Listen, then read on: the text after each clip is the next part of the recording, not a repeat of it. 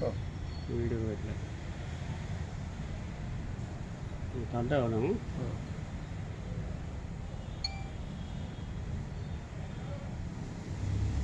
ఈరోజు తెలంగాణ రాష్ట్రంలో లగచర్ల అంశము పెద్ద ఎత్తున చర్చకు రావడం జరుగుతూ ఉన్నది. లగచర్లలో ప్రభుత్వ అధికారులు భూములను సేకరించే క్రమంలో వెళ్ళి అక్కడ ఒక గొడవను సృష్టించుకొని ప్రజలను కోపోద్రిక్తులకు గురి చేసి వారు కూడా కొన్ని దెబ్బలు తిని పారిపోవడం జరిగింది. మరి అటువంటి పరిస్థితి ఎందుకు వచ్చింది? ప్రభుత్వం అనేది భూములు లాక్కోవడానికి వెళ్తున్నాము అనే సూచనలు ఇవ్వడం వల్లనే ఆ ప్రజలు ఆ విధంగా తిరగబడడం జరిగింది. మరి ప్రజలది తప్ప ప్రభుత్వానిది తప్ప అని చూసినప్పుడు మనకు ఒక చట్టం ఉంది, భూసేకరణ చట్టం అని. మీకు భూమి కావాలంటే పట్టణ ప్రాంతం అయితే 2 ఇంతలు రేటు కట్టివ్వాలి, పల్లె ప్రాంతం అయితే మార్కెట్ రేటుకు 4 ఇంతలు రేటు కట్టివ్వాలని చెప్పి చట్టం చెప్తా ఉన్నది. మరి అటువంటి చట్టం ఉన్నప్పుడు ఈ చట్టం ఇలా ఉంది, ఇక మీకు ఈ చట్ట ప్రకారం ఈ విధంగా చెల్లిస్తాము అని చెప్పి ఆ గ్రామ పంచాయతీలో ఒక మీటింగ్ పెట్టి చెప్పాల్సిన అవసరం ఉండే, లేదా ఒక నోటీస్ బోర్డు అక్కడ అతికించాల్సి ఉండే.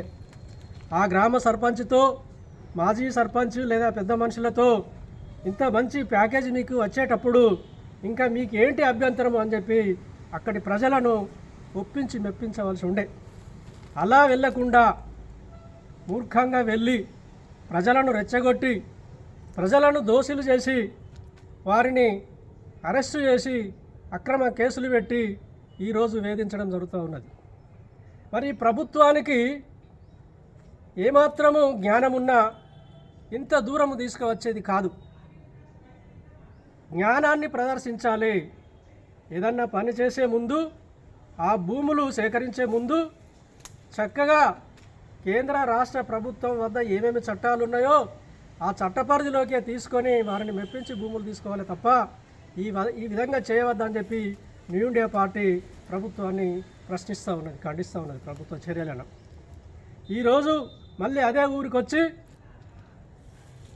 పెద్ద దొంగరాత్రి పోలీసు బలగం వచ్చి ఆ యొక్క మహిళలను అసభ్యకరంగా తడుముతూ అరెస్టు చేయడం జరిగింది.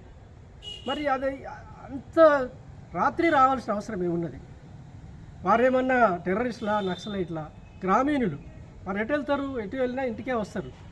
కాబట్టి ఈ ప్రభుత్వం ఇకనైనా ఇలాంటి దుందుడుకు చర్యలు మానుకోవాలని చెప్పి న్యూ ఇండియా పార్టీ ప్రభుత్వాన్ని ప్రశ్నించడం జరుగుతూ ఉన్నది.